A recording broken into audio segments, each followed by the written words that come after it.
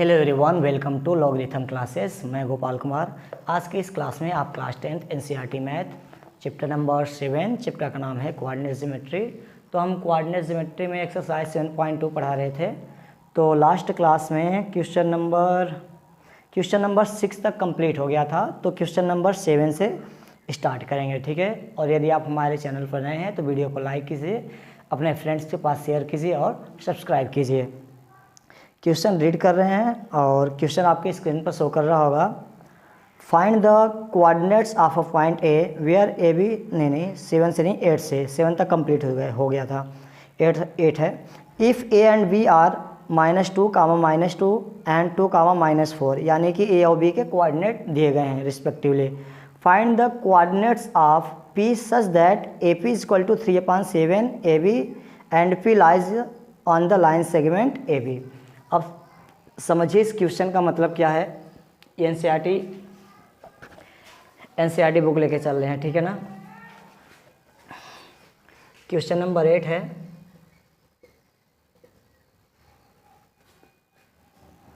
एक line segment है A B, ये पॉइंट ए है, ये पॉइंट बी है।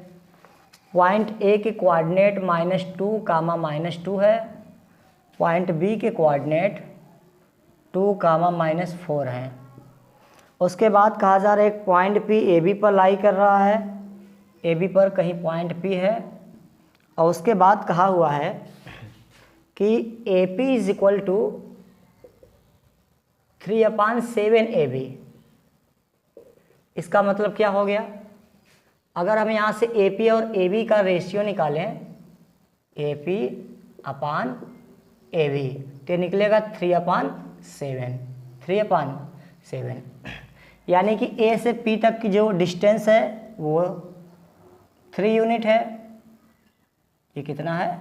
3 यूनिट। और ए से लेकर के बी तक कितना है? ये है 7 यूनिट। कितना है? 7।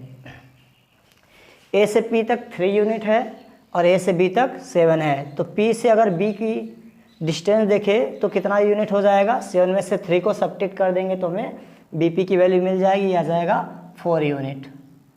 यहाँ तक बातें समझ में आ गई। अब हमें क्या करना था? हमें पॉइंट पी का कोऑर्डिनेट फाइंड आउट करना था, ठीक है ना। तो सेक्शन फार्मूला का यूज़ करके अब हम पॉइंट पी के कोऑर्डिनेट फाइंड आउट कर सकते हैं। इसके कोऑर्डिनेट मान लीजिए एक्स और वाई, ठीक है। ए दिया गया है, ए के कोऑर्डिनेट -2, -2। बी के कोऑर्डिनेट दिए गए हैं 2, -4। और m1 m2 का जो रेशियो है कितना है? 3/4, 3/4। तो by section formula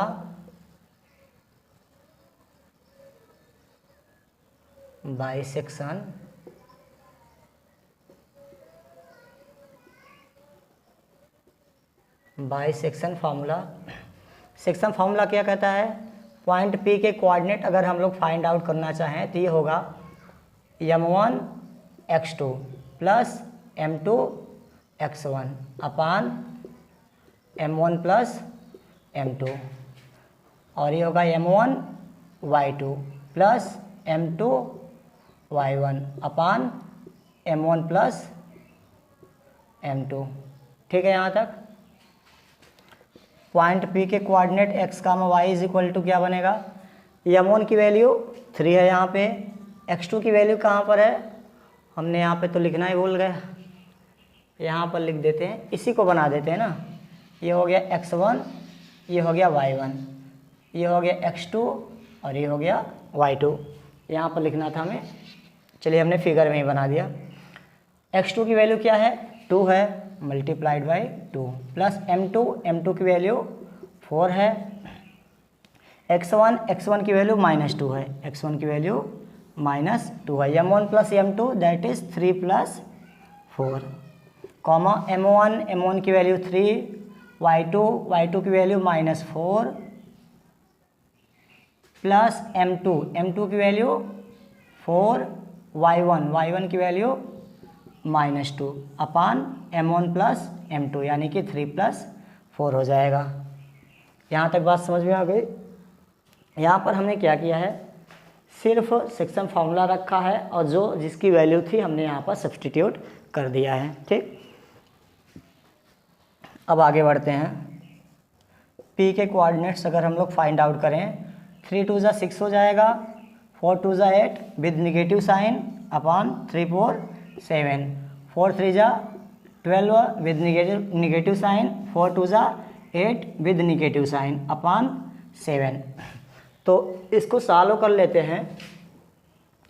point P के जो कोऑर्डिनेट हमें मिलेंगे, ये क्या मिलेगा, 6 में से 8 को सब्ट्रैक्ट करेंगे तो ये आएगा -2 अपान 7, -12 - 8 ये मिलकर के हो जाएगा -20 अपान 7। ठीक है ना। Hence coordinate of point P के कोऑर्डिनेट क्या बनेंगे, -2, 7 और -20, 7। Is that clear? ये आप स्क्रीनशॉट ले लीजिए। ठीक है,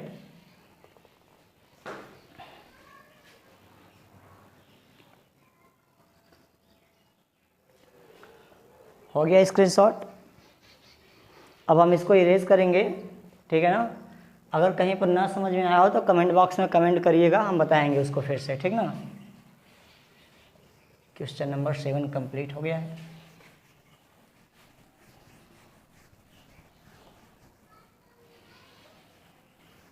और जब हम फिगर बनाने लगा करें तो फिगर को ध्यान दिया करिए कि फिगर कैसे बनाया जा रहा है। फिगर अगर आप समझ लेंगे तो क्वेश्चन सॉल्व करना आसान हो जाएगा।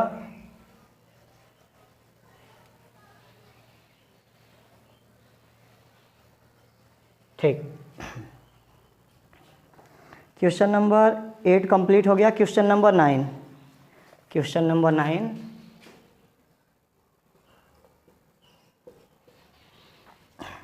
9 क्या कहता है, find the coordinates of the point which divide the line segment joining a -2, 2 a के कोऑर्डिनेट दिया गया है एंड b 2, 8 a और b के यानी कि कोऑर्डिनेट दिया गया है इनटू 4 इक्वल पार्ट्स। यानी कि एक ए बी लाइन सेगमेंट है, ऐसे हम बना देते हैं थोड़ा ऐसे। ठीक है ना। थोड़ा बड़ा फिगर बनाएंगे तो समझ में अच्छा आएगा। अब इसमें कहा गया है find the coordinate of points which divide the line segment A B को 4 इक्वल पार्ट में डिवाइड कर रहा है। कुछ इसमें ए बी लाइन सेगमेंट में पॉइंट है जो इसको 4 इक्वल पार्ट में डिवाइड कर रहा है, तो इसके बीच में एक पॉइंट होगा यहाँ पर कहीं पर। ठीक है ना। हमने इसको क्या मान लिया, P1। ठीक, अब इन दोनों के बीच में भी कहीं पर एक पॉइंट होगा, इसको हमने मान लिया P2। इन दोनों के बीच में भी एक पॉइंट होगा, इसको हमने मान लिया P3। ठीक है ना। अब देखिए P1, P2 और P3 सभी को इक्वल पार्ट में 4 इक्वल पार्ट में डिवाइड कर रहे हैं। क्या क्या दिया हुआ, ए के कोऑर्डिनेट दिए गए हैं -2 है। पॉइंट बी के कोऑर्डिनेट 2, 8 है, 2, 8 है।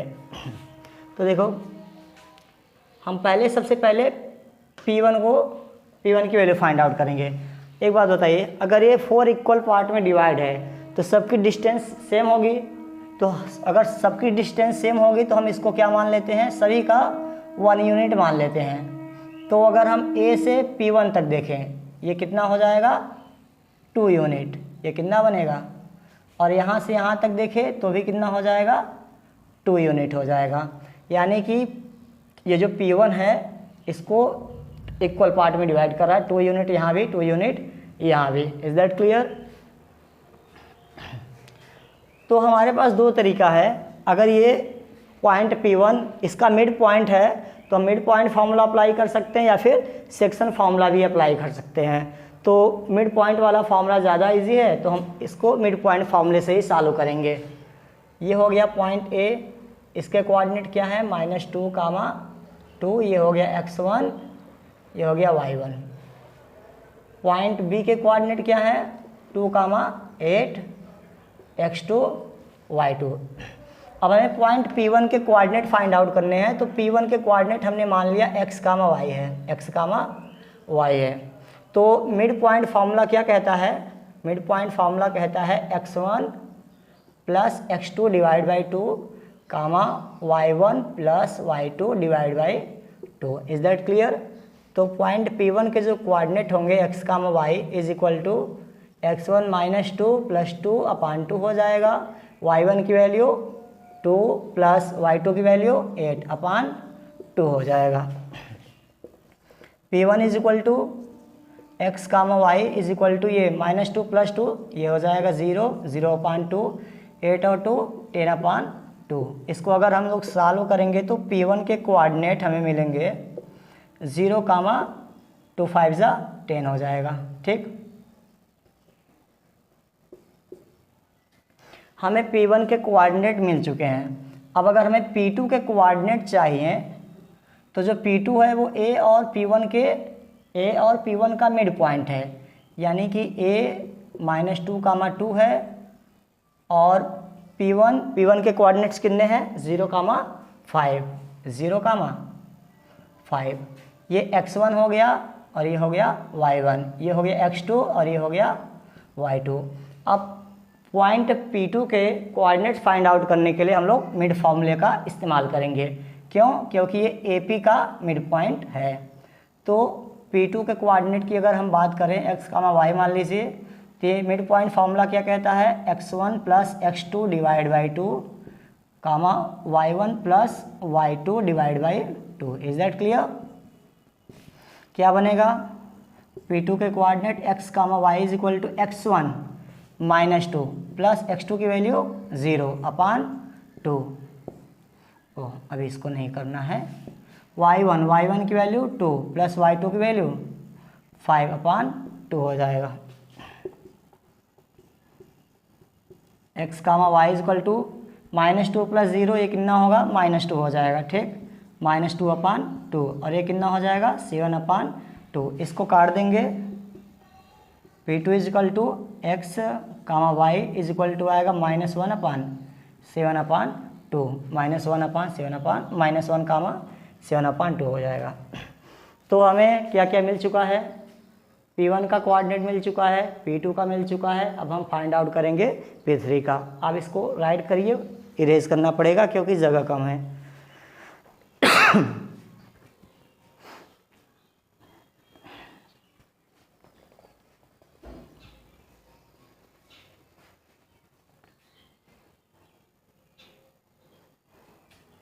चलिए मैं यहीं पर कर दे रहा हूँ। ठीक है, यहाँ पे मैं कर दे रहा हूँ, इतने में हो जाएगा।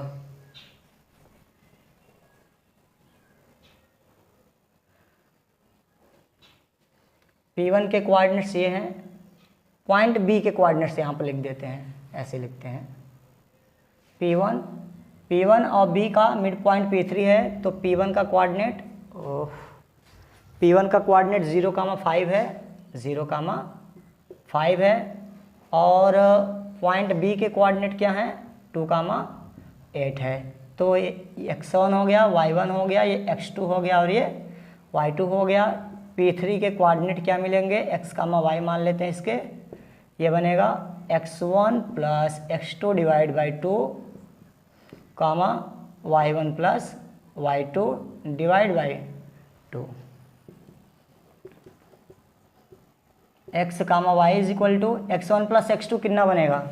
0 plus 2 divide by 2। y1 plus y2 5 plus 8, 5 plus 8 divide by 2।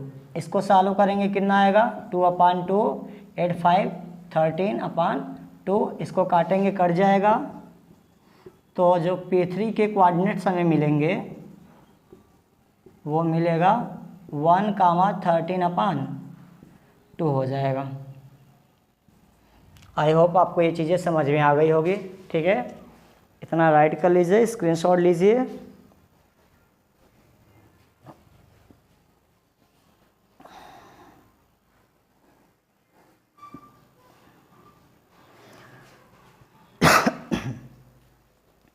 अब हम इसको इरेज करेंगे। ठीक है ना,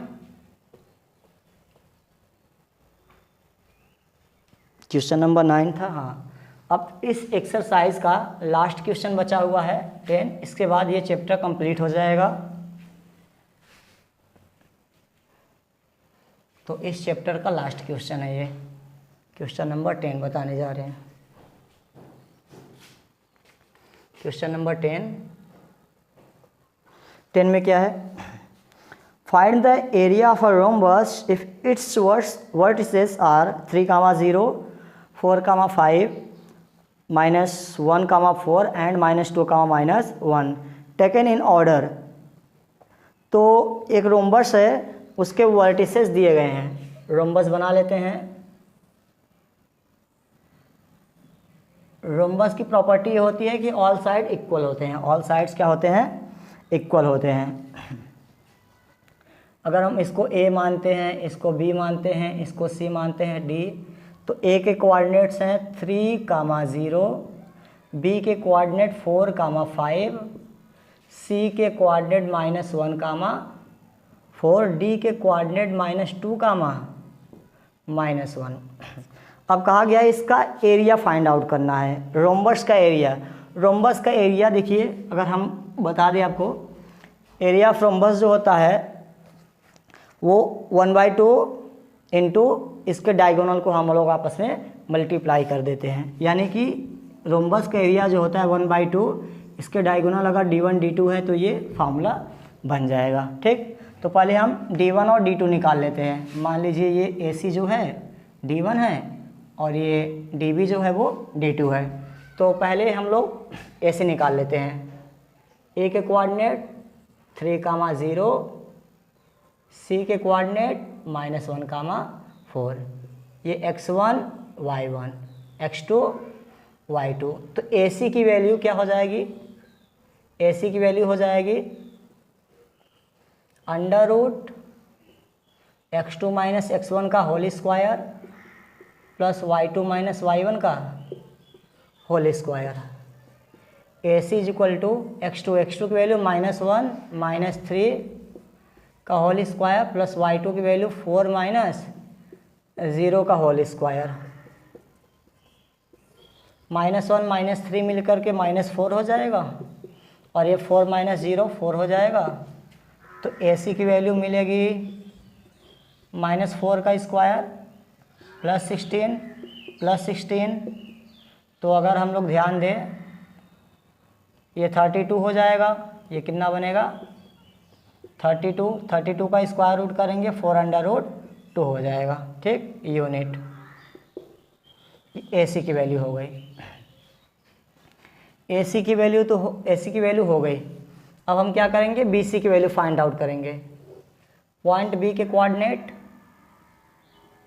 4, 5, D के coordinate -2, -1, x1 y1 x2 y2। तो BD के जो कोऑर्डिनेट्स मिलेंगे हमें x2 - x1 का whole square plus y2 - y1 का होल स्क्वायर।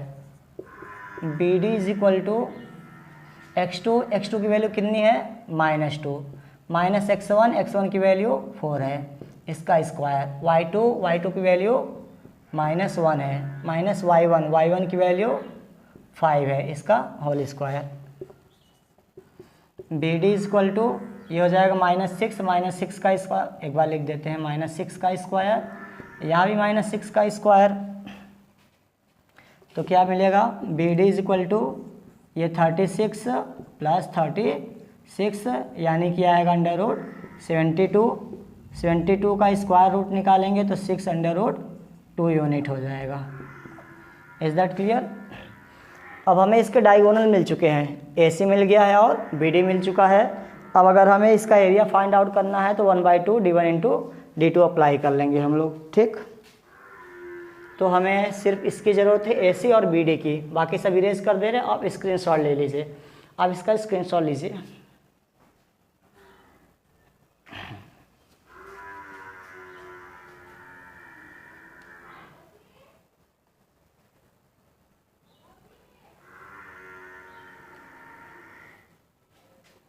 हमें और किसी की भी ज़रूरत नहीं है, बस AC और BD के सिवाय सबको इरेज कर देना है।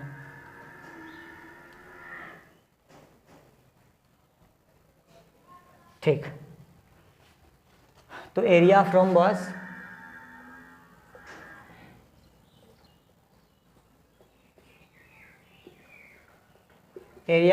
क्या होता है 1/2 इसके डायगोनल का मल्टीप्लाई, इसके डायगोनल AC हैं और BD है, इसी को हम लोग मल्टीप्लाई कर देंगे।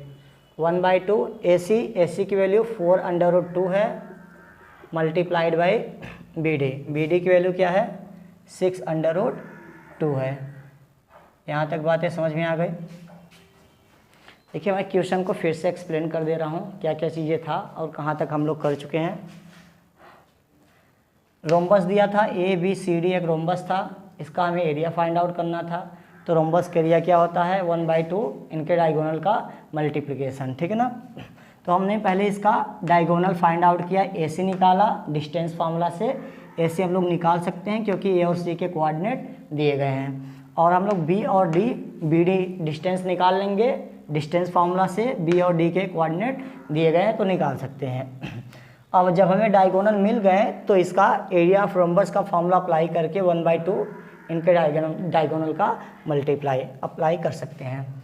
तो इसका जो एरिया बनेगा ये 2 है, 2 2 जा 4 हो जाएगा, क्या बनेगा 2√2 6√2 6 2 जा 12, √2 का मल्टीप्लाई √2 में करेंगे 2 आ जाएगा, तो ये कितना हो जाएगा 24 यूनिट का स्क्वायर हो जाएगा।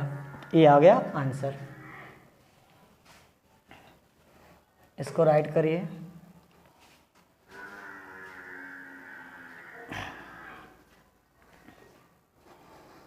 तो ये चैप्टर पूरी तरह से कंप्लीट होता है, ठीक।